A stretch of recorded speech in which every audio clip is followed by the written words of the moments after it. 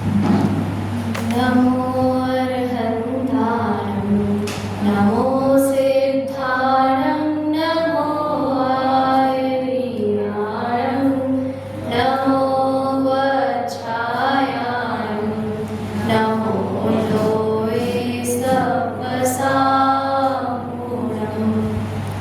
ओंकारं बिन्दुसंयुक्तं नित्यं ध्यायन्ति योगिनः कामदं मोक्षदं चैव ओंकाराय नमो नमः मङ्गलं भगवान् वीरो मङ्गलं गौतमो गणी मङ्गलं कुन्दकुन्दार्यो जैनधर्मोऽस्तु मङ्गलम् सर्वमङ्गलमाङ्गल्यं सर्वकल्याणकारकं प्रधानं सर्वधर्माणां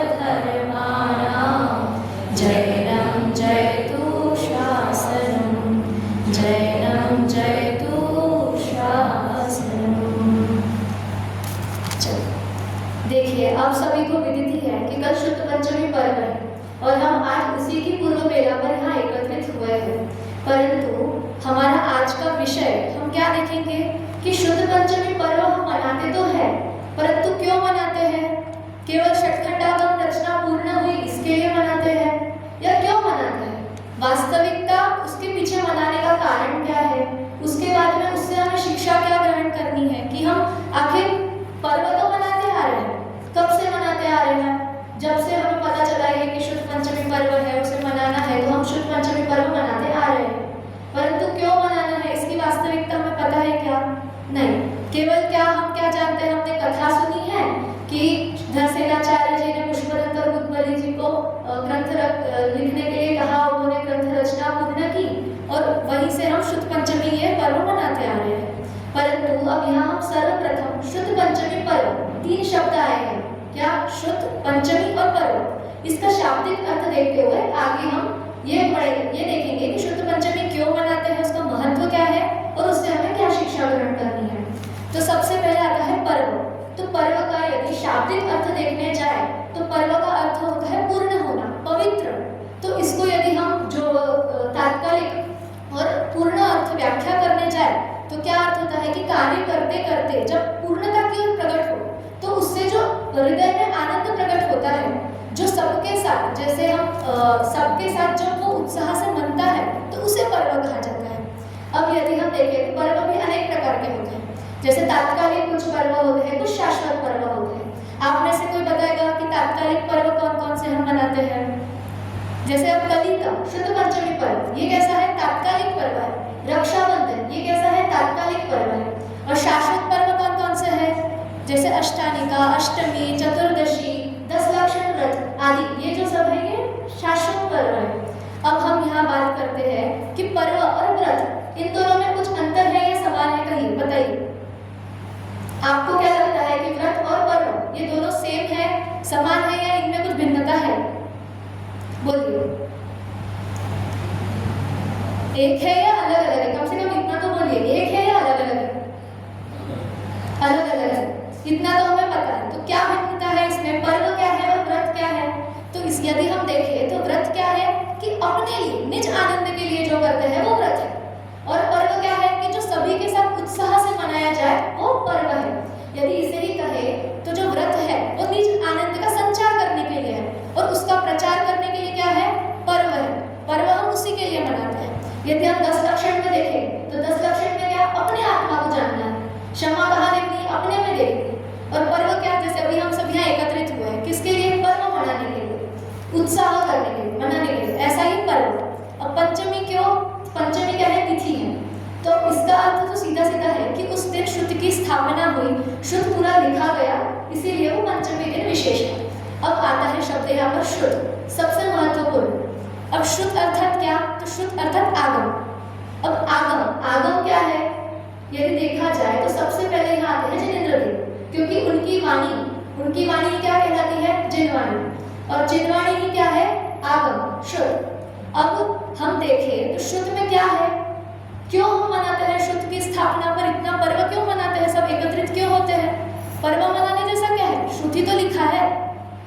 भी कोई यदि किताब लिख दूं तो क्या पर्व हो जाएगा क्या? नहीं। तो ऐसा ही छठखंड आगम ग्रंथ में क्या लिखा है जिसको हम सब मिलकर एक पर्व के रूप में मनाया जा रहा है? तो देखिए, जिनवानी में आगम में कदम कदम पर अनेक बातें आई है, पर यदि उसमें हम शंका करते हैं तो क्या होगा? सब खत्म हो जाएगा। क्यों? क्योंकि एक जिनवानी पर शंका करने से ही, क्यों? क्योंकि जो जिन दर्शन का महल है वो किस पे टिका है? अभी जिनवानी पर। यदि हम जिनवानी पर ही शंका करते हैं, इसका अर्थ यह है कि हम देव, शास्त्र, गुरु तीनों पर ही शंका कर लेते हैं। क्यों? क्योंकि जिनवर की वाणी ही जिनवानी है, गुरुओं के द्वारा लिखी हुई है, और वैसे ही जिनवानी है। तो सब पे ही शंका होने की बात आ गई। और क्या बातें बताई है? अब हमने ये तो देख लिया कि शंका नहीं करना है, उसकी बात सुननी है। पर क्या बात बताई है जिनवानी में? तो क्रमबद्ध जैसे सिद्धांत बताए हैं, निश्चय व्यवहार बताया है, और सबसे बड़ा जो हमारा कर्तापन, भोक्तापन, अपनत्व, ममत्व आदि ये जो 4 बुद्धियां हमने पाल रखी है, सबसे बड़ी, उसको दूर करने का मार्ग इस जिनवानी में बताया है। अब देखिए, क्रमबद्ध पर हम एक एक को शॉर्ट में समझते हुए आगे बढ़ते हैं। क्रमबद्धता। अब क्रमबद्ध में हम एक उदाहरण से समझते हैं कि क्रमबद्धता क्या है। क्रमबद्ध जैसे देखिए, अगर किसी का एक्सीडेंट हो जाए, एक्सीडेंट कोई चाहता है कि मेरा एक्सीडेंट हो करके? नहीं। परंतु क्या है, यदि एक लाइन में उसे कहे तो हम क्या कि अनचाहा होने से रोक सकते हैं, पर अनहोना जो होनी है उसको टाल सकते हैं क्या? नहीं। तो क्या बात आती है कि अनचाहा हो सकता है, पर कभी भी अनचाहा या अनहोना नहीं हो सकता। कहते भी है ना, हम लौकिक में भी कहते हैं कि होनी को कौन टाल सकता है? भाई हो गया। परंतु उसके पीछे सिद्धांत क्या है वो हम देखते हैं क्या? कि क्रमबद्धता। क्रमबद्धता ही तो है उसके बोलने के पीछे, कि हम बोल देते हैं कि होनी को कौन टाल सकता है, अरे ये तो होकर ही रहेगा। क्यों? क्योंकि क्रमबद्धता सिद्धांत वो जिनवानी में बताया हुआ है। निश्चय व्यवहार हम हमारे दैनंदिन जीवन में, उसको घर में, बाहर, हर जगह अप्लाई करते हैं। क्या महिलाएं किचन में यूज करती है? शक्कर का डब्बा, चाय का डब्बा, आटे का डिब्बा, है ना? दुकान पर भी क्या होता है? मेरी दुकान, हम बोलते हैं ना। अब यहाँ क्या आ जाता है कि ये सब क्या है? व्यवहार से कथन आ जाता है। शक्कर का डिब्बा है क्या? शक्कर का डिब्बा होगा तो डिब्बा ही कैसे बनेगा, है ना? डब्बा वास्तविकता में किसका है? स्टील का है, एल्यूमिनियम, जो भी चीज है उसका डिब्बा है। हम क्या कहते हैं? शक्कर का डिब्बा। तो ये सब हमें ज्ञान किससे होता है? जिनवानी से ही होता है, कि हम निश्चय, व्यवहार, इन सबको नए सापेक्षता से हम समझ सकें। उसके बाद और क्या आता है? हमने कर्तापन, भोक्तापन, अपनत्व, ममत्व की बात की। ये तो सबसे बड़ा है। क्या? कि मैं और मेरा। क्या? अब ये चुन्नी किसकी है? तो मेरी है।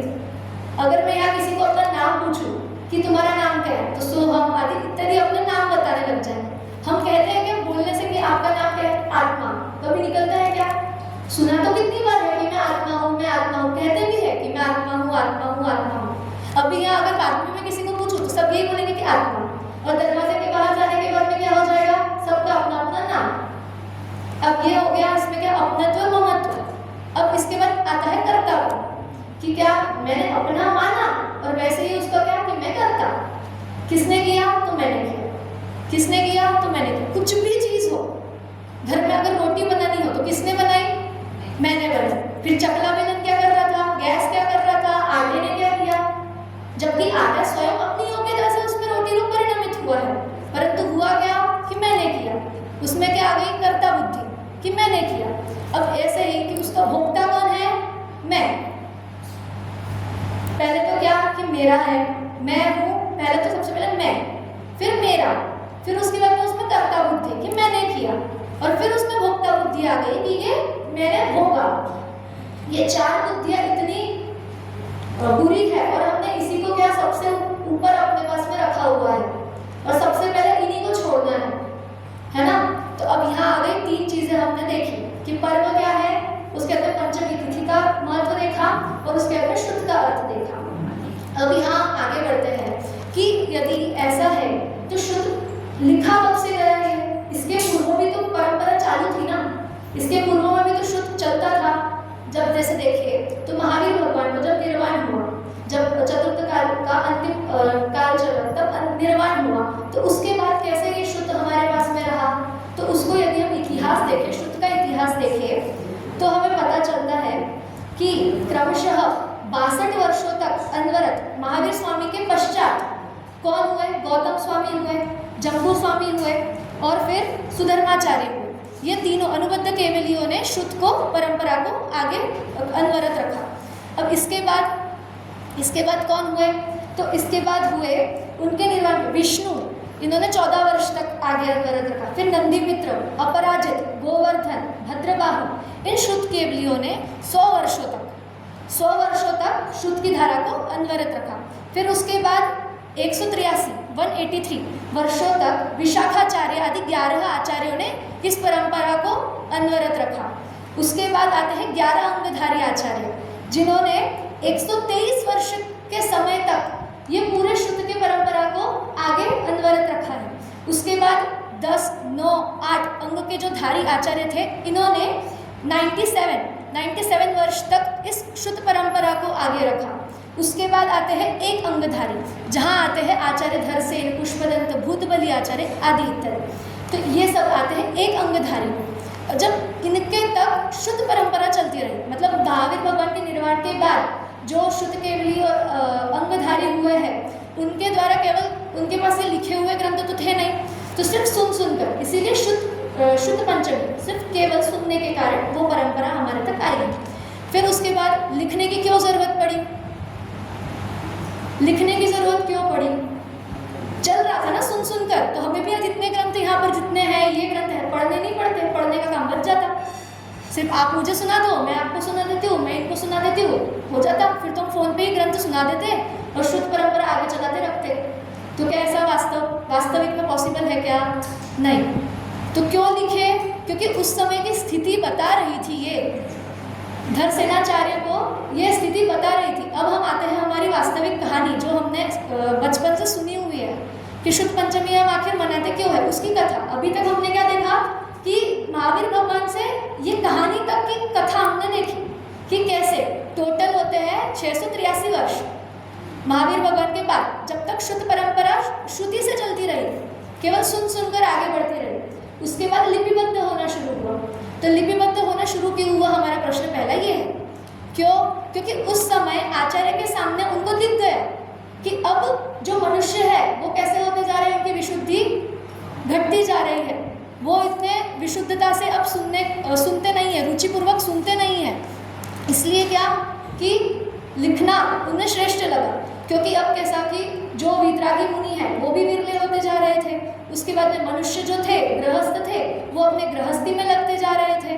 तो फिर क्या करेंगे?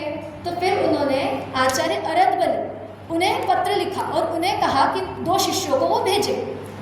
फिर दक्षिण प्रांत से वो 2 मुनि आते हैं। तो उनका पहले नाम क्या था? नरवाहन और सुबुद्धि। बाद में उनका नाम पुष्पदंत और भूतबली ये पड़ा। अब कथा हम यहाँ से प्रारंभ करते हैं। कथा क्या है कि अब पत्र उन्होंने लिखा, 2 आचार्य आने वाले थे।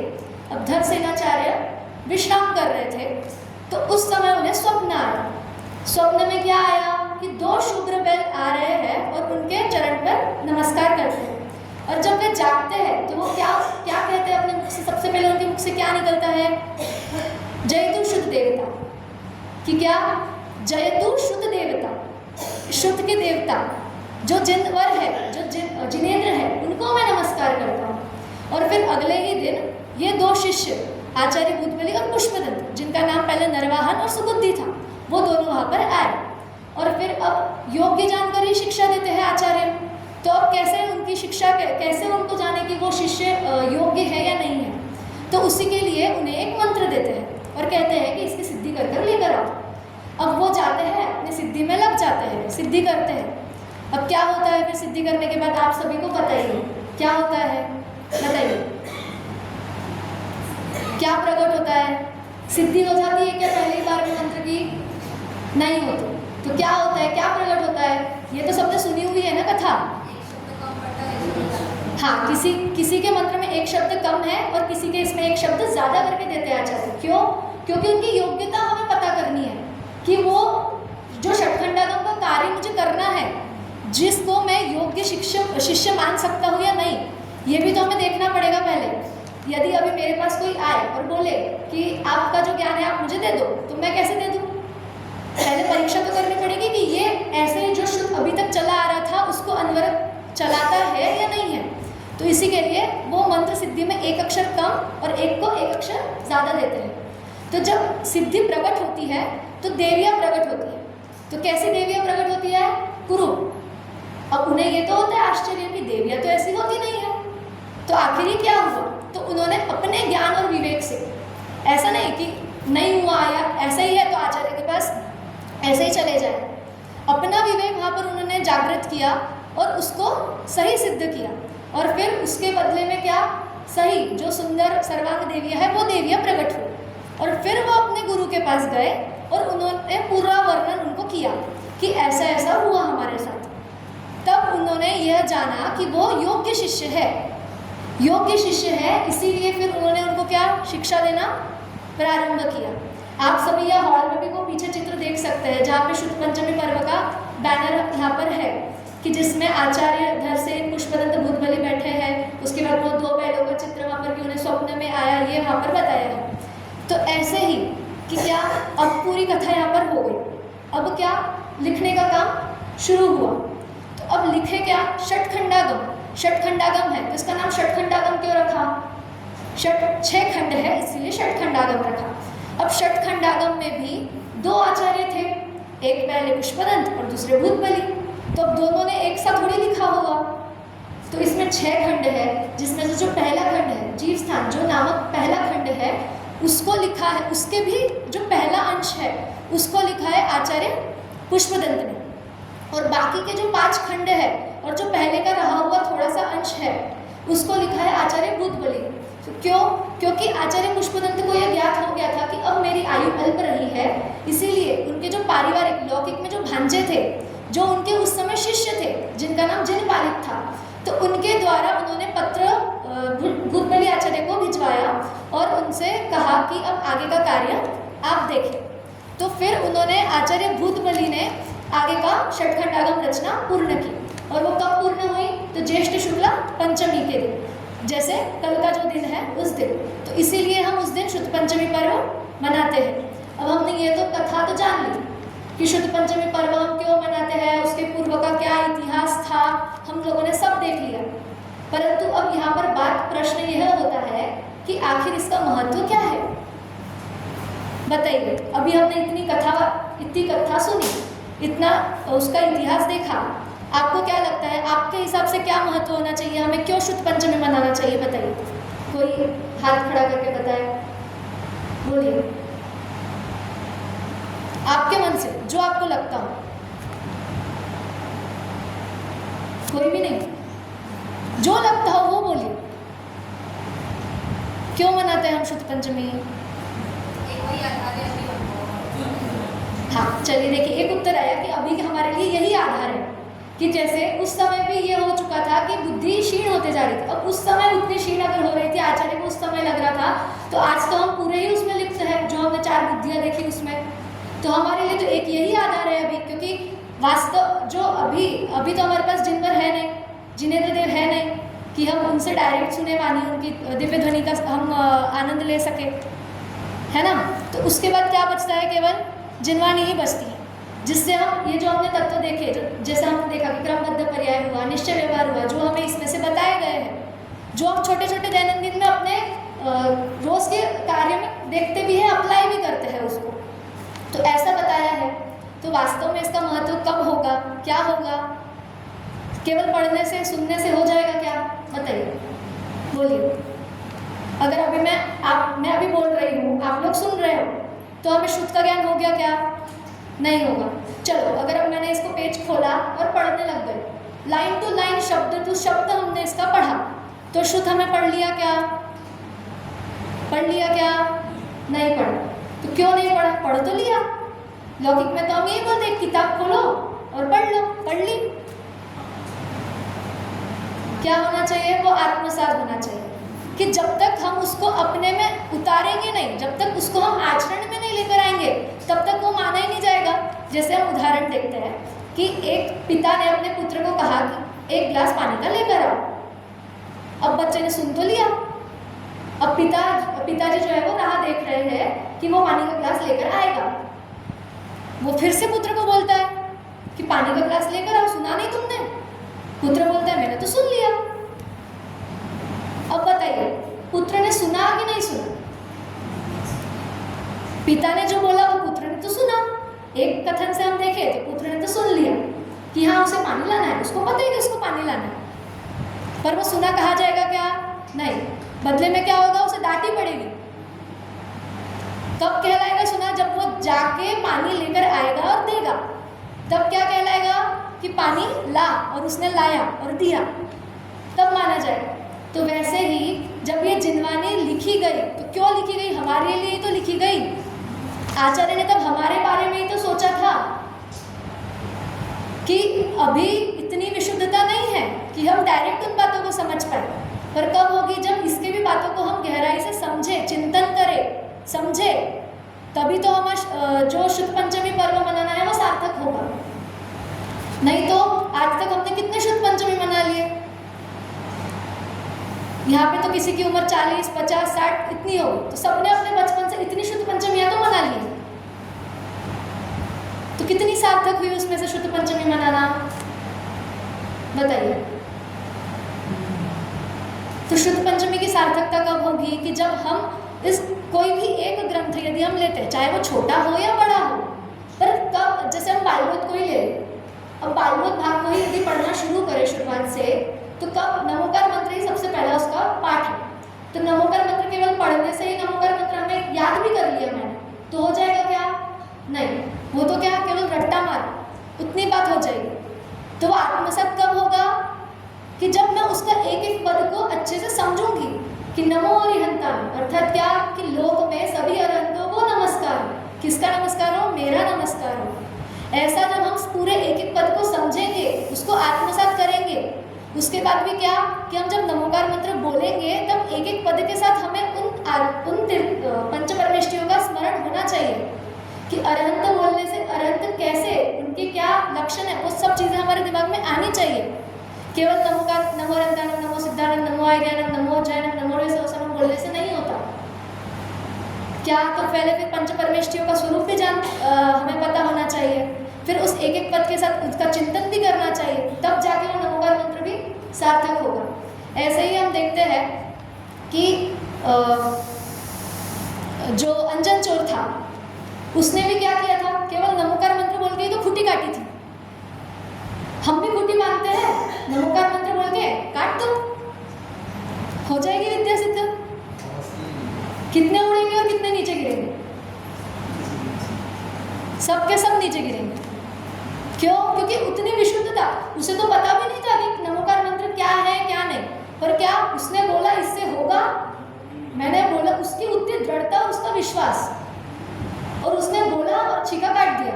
उसके बाद में जो सेठ का शिष्य था उसने प्रयास किया, पर वो क्या? चढ़ता, काटने जाता, डर के मारे फिर उतर जाता, फिर चढ़ता, डरता, फिर नीचे उतर जाता। ऐसे में सिद्धता नहीं होने वाली। ऐसे ही हम समयसार जी को भी देखें तो कहते हैं कि 12 गाथाओं में समयसार पूर्ण हो गया। तो यदि हम शुरुआती गाथा ही पढ़ ले तो हमें आत्मसिद्ध हो गई, फिर आगे का ग्रंथ हमें पढ़ना ही क्यों है? अभी हम पूरे समयसार पढ़ने वाले भी हैं, मैंने ही पूरा समयसार पढ़ लिया है, तो क्या होगा? हो गया क्या आत्मसिद्ध? नहीं। क्यों? क्योंकि उतनी विशुद्धता से उसका चिंतन करके हम पढ़ते ही नहीं है। क्या सिर्फ सुनकर लेते हैं और क्या? हाँ मुझे समझ गया, वही फिर से मैंने समझ लिया, मुझे आता है। आने से क्या हो जाएगा? कुछ नहीं। उसको जब हम हमारे जीवन में लगाएंगे, उसका आचरण करेंगे, सबसे मुख्य यही है आचरण में लाना। कुछ भी यदि क्रिया हम करते हैं तो कब करते हैं? यदि अभी मैं यहाँ किसी को कहूँ कि उठो जाओ, कौन सुनेगा मेरी? कोई नहीं। पर यदि यहाँ सांप आ जाएगा तो फिर मेरा बोलने का भी काम नहीं है कि उठो और भागो। सांप के वजह से सब अपने बचने के लिए क्या करेंगे? भाग जाएंगे। तो क्या आता है वहां पे? मैं बचना चाहिए। जबकि हम सुनते आए हैं कि आत्मा कैसी है? कैसी है? अनादि से है, हमेशा रहने वाली है।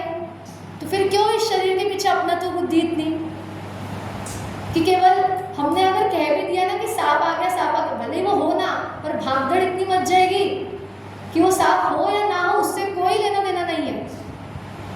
केवल क्या मैं कैसे बचूं वो हम वहां देखते हैं। तो ये सब कब हटेगा? जब हम इसको अच्छे से समझेंगे, अपने अंदर अपनाएंगे, तभी तो होगा, और तभी ये शुद्ध पंचमी सार्थक होगी हमारी। वरना तो क्या, कितनी शुद्ध पंचमियाँ आई और कितनी शुद्ध पंचमियाँ चली गई, कुछ होने वाला नहीं है। तो शुद्ध पंचमी महत्व क्या है इसका, क्या महत्व है? फिर से हमारा प्रश्न यही है कि महत्व क्या है। अब बोलिए, अब महत्व आपको, अब महत्व क्या लगता है? शुद्ध पंचमी हमें क्यों मनाना चाहिए? जो बोला है वही उत्तर देना है आपको। बोलिए, क्यों मनानी है शुद्ध पंचमी हमें? बोलिए, इधर से कोई डरने की कोई बात नहीं है, आप बोलिए, आपको जो लगता है आप वो बोलिए। क्यों मनानी है शुद्ध पंचमी? अभी हमने इतना सुन लिया, अभी हमने देख लिया कि हमें कर्ता बुद्धि छोड़नी है, अपना तो बुद्धि छोड़नी है। उसके लिए क्या करना होगा? यदि कोई पेशेंट बीमार है तो कहाँ जाएगा? डॉक्टर के पास। तो हमारे लिए इस भव रोग की बीमारी का इलाज कौन करने वाला है? जिनवानी। तो क्यों महत्व है? क्योंकि यही हमारा डॉक्टर है।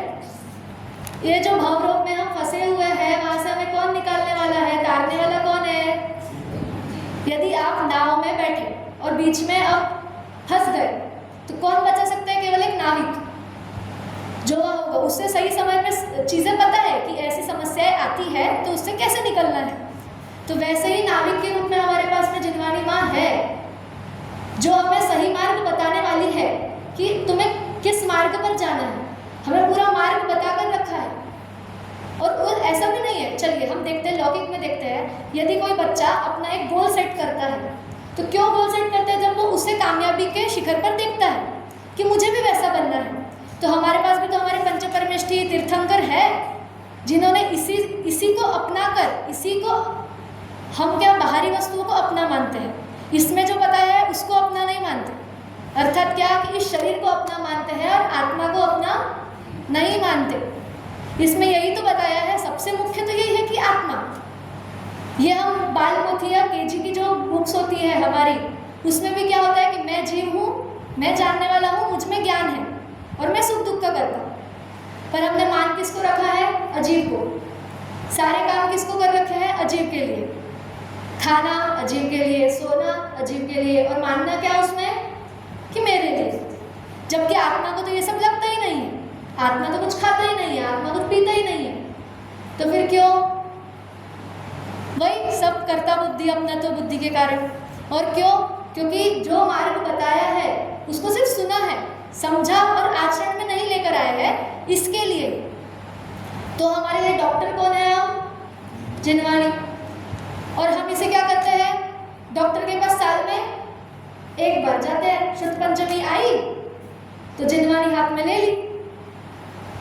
ऐसा नहीं होना चाहिए।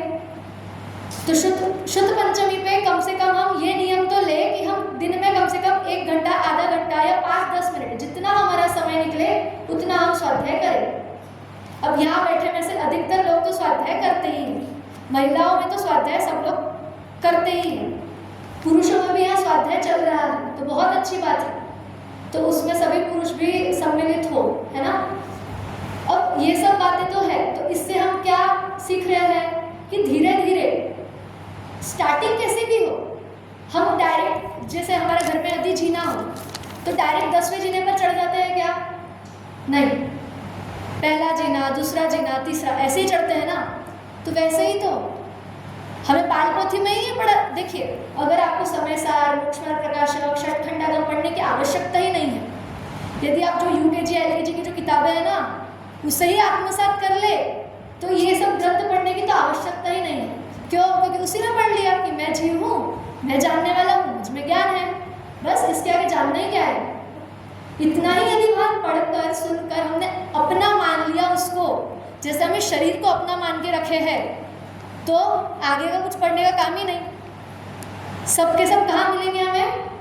सिद्धशिला, सीधा जो हमारा घर है। पर हम उस घर को छोड़ के कहाँ भटक रहे हैं? यहाँ पे, है ना। भजन भी आता है कि भूल कर अपना घर जाने कितनों के घर हमें जाना पड़ा। कि क्या? ये संसार में क्या हो रहा है, कभी इधर कभी उधर, बस कभी इस घर में कभी उस घर में, कभी स्त्री कभी पुरुष, कभी बच्चा कभी कुछ, कभी त्रियंच कभी कुछ, बस यही चलता आ रहा है। तो करना क्या है? और देखिए सबसे बड़ी बात, सबसे बड़ा महत्व ये है कि केवल मनुष्य गति में अभी ऐसा है कि हम इस ग्रंथ को अच्छे से पढ़ सकते हैं। उसमें भी देखिए आपको जैन कुल मिला, उसमें भी आप स्वाध्यायी है कि आप, और अभी आपके हाथ पैर आंखें सब सुरक्षित है जो जिससे हम पढ़ सकते हैं। वरना सोचिए ऐसे कितने लोग होंगे जो आज तक कभी उन्होंने इस चीज को देखा भी नहीं है, परंतु हमें तो सुनने मिल रहा है, देखने मिल रहा है, सब समझने को भी आ रहा है, परंतु कहाँ भूल हो रही है? वही कि मैंने अपना मन कर रखा है ना अपने में, शरीर में, बस उतना सा छोड़ना है। जैसे आज सुबह ही प्रवचन घर में चल रहा था तो उसमें मैंने सुना कि एक उदाहरण दे रहे थे पंडित जी कि यदि कोई घर से निकले और किसी व्यक्ति ने उससे पूछा कि कहाँ जा रहे हो, तो वो व्यक्ति ने उत्तर दिया कि घर छोड़कर जा रहा हूं, तो उसने उसको पकड़ लिया कि नहीं नहीं भाई घर छोड़ के मत जाओ, घर छोड़ के मत जाओ। तो वो व्यक्ति उसे उत्तर देता है, अरे भाई छोड़ो मुझे मंदिर जाना है। तो बोले ऐसा बोलो ना कि मंदिर जाना है, मंदिर जा रहे हो। बात क्या आई कि जब छोड़ने की बात की तो पकड़ लिया, और ग्रहण करने की बात आई तो भाई जाओ। ऐसे ही हम भी क्या करते हैं, ये भी ले लो, वो भी ले लो, ये भी ले लो, सब क्या चीज ग्रहण करते जाते हैं, और छोड़ने की बात आती है पकड़ लेते हैं। क्या कि मेरा है, मैं नहीं जाने दूंगा, अपने से दूर नहीं जाने देना चाहता। क्या होता है इससे कि ग्रहण तो सब करना है, तो जो ग्रहण करने लायक है, जो ग्रहण करना है, उसे ग्रहण क्यों नहीं करते? बताइए।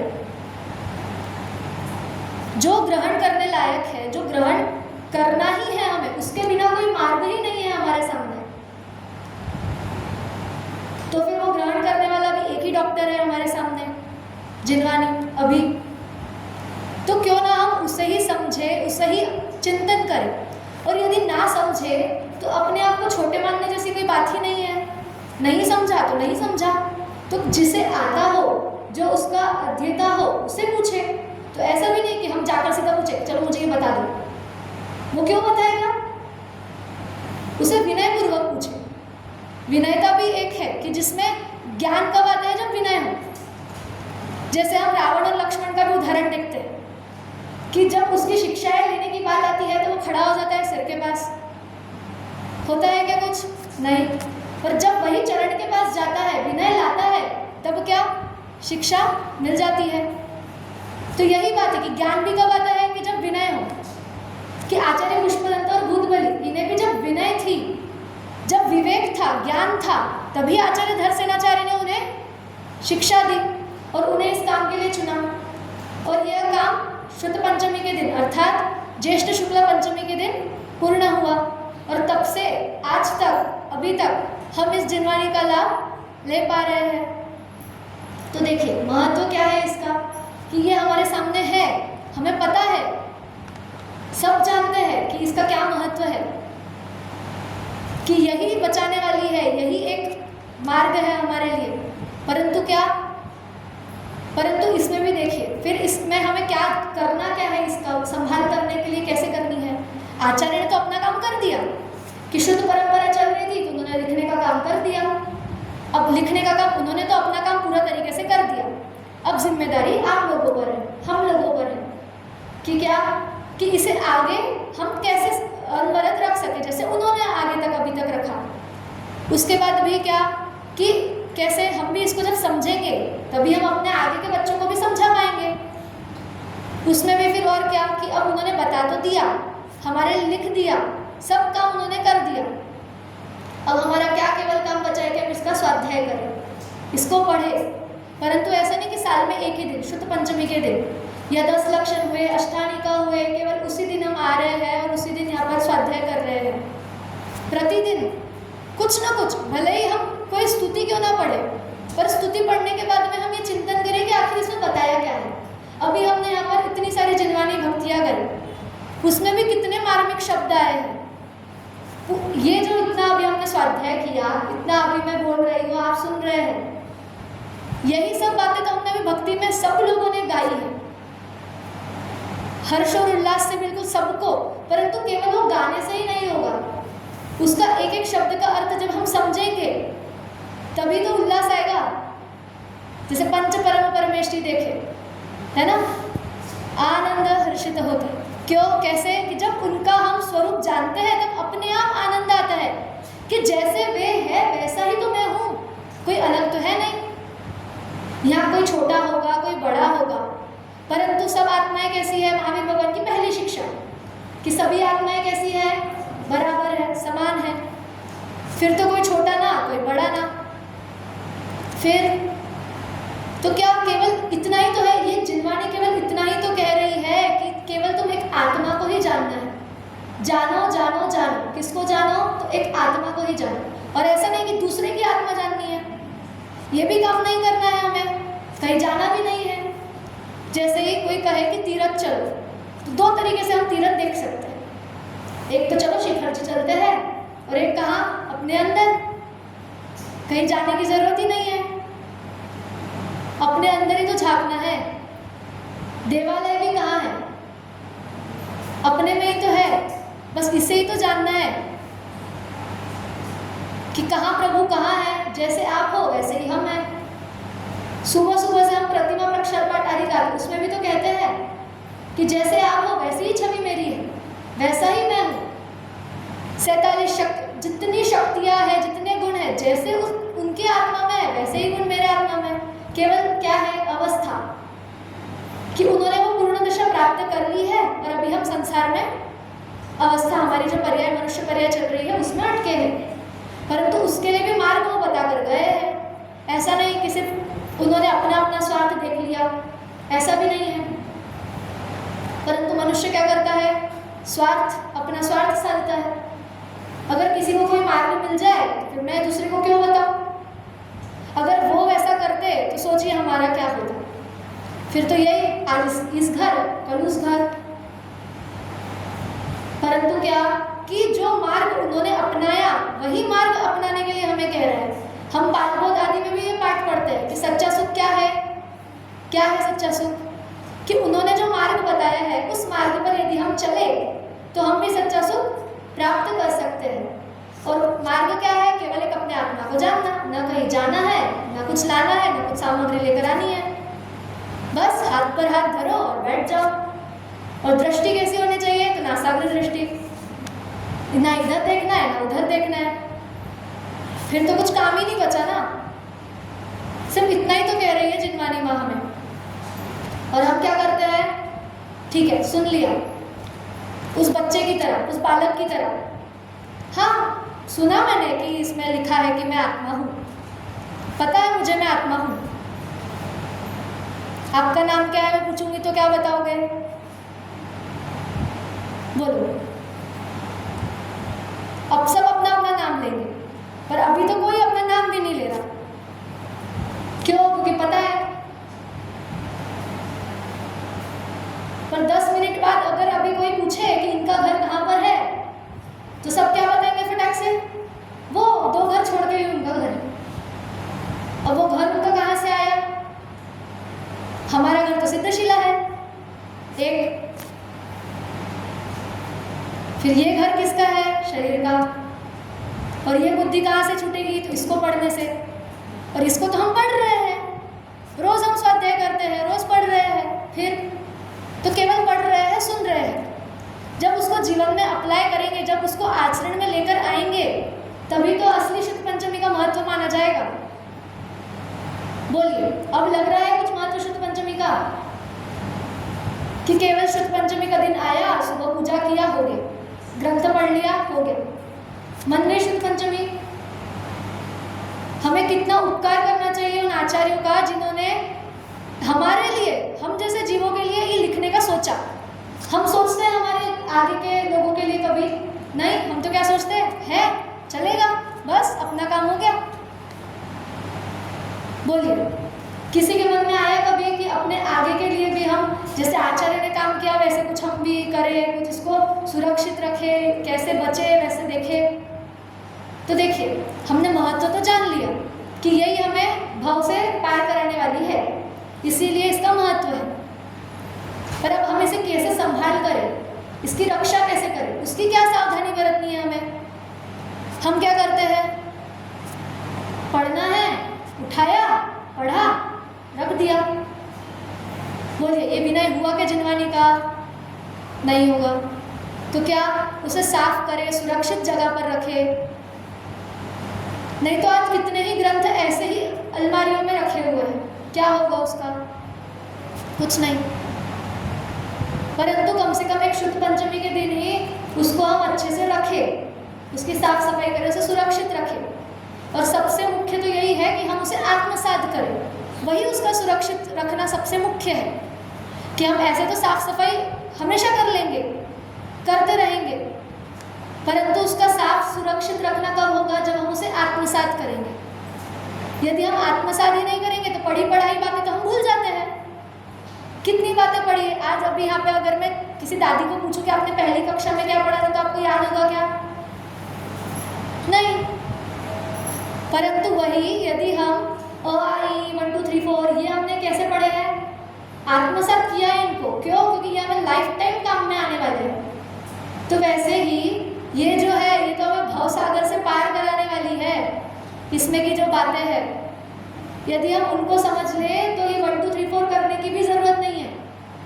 अगर नहीं पढ़ा तो फिर अगले जन्म में यदि मनुष्य पर ये आई तो फिर 1 2 3 4 और ABCD से शुरुआत करनी पड़ेगी। फिर यही बुढ़ापा, फिर मृत्यु, जीवन, यही चक्र चलता रहेगा। तो यही चलाते रहना है या इसे आत्मसात करना है? बोलिए, आत्मसात करना है ना, तो उसके लिए क्या करना पड़ेगा? पढ़ना पड़ेगा। कोई भी ग्रंथ लीजिए और उससे पढ़िए। भले पहले तो ये होता है कि हमें अब यदि कोई नया व्यक्ति आया और उसने पढ़ा तो एक बार पढ़ेगा, 2 बार पढ़ेगा, कम से कम आंखों के सामने से शब्द तो जाएंगे, उसे जिज्ञासा तो उत्पन्न होगी कि इसका अर्थ क्या है। यदि हम सामान्य न्यूज़पेपर में ही कोई शब्द पढ़ ले तो दिमाग में दिन भर वो चलता रहता है कि इसका अर्थ क्या होगा, तो मैं किसी से पूछूं। तो वैसे ही यदि जिनवानी भी वो पढ़ेगा तो कुछ शब्द कान पे पढ़ेंगे, आंखों के सामने से जाएंगे तो होगा।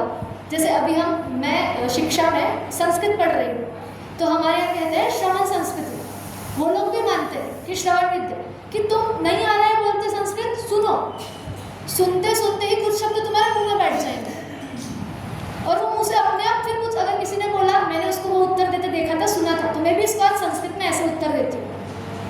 तो वैसे ही जब हम जिनवानी भी पढ़ेंगे तो कहीं ना कहीं कुछ तो याद आएगा कि मैंने वहाँ ऐसा पढ़ा था। अरे नहीं, वहाँ कहा था कि झूठ बोलना पाप है, चोरी करना पाप है, हिंसा करना पाप है, तो नहीं मारना चाहिए। हम किसी और को भी बोल सकते हैं कि नहीं करना चाहिए, पाप है।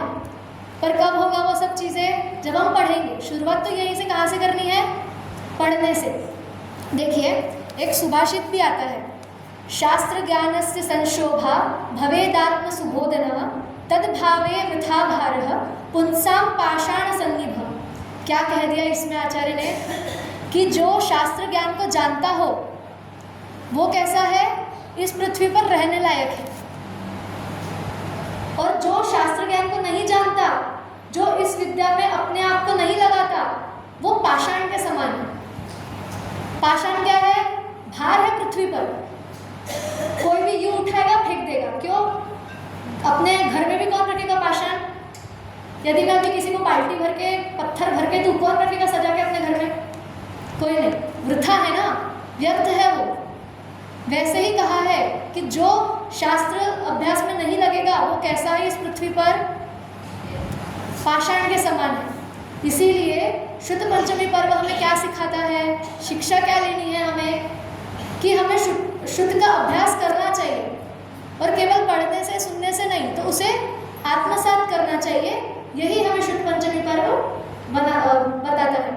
वरना फिर वही होगा कि कितने शुद्ध पंचमी आई और कितनी शुद्ध पंचमी चली गई। ऐसा नहीं करना है। तो कम से कम 5 मिनट, 2 मिनट, 10 मिनट, जो कुछ हो अपने से अपन स्वाध्याय करें। हम सब स्वाध्याय यहाँ से करें, यही भावना के साथ मैं आज की बात को विराम।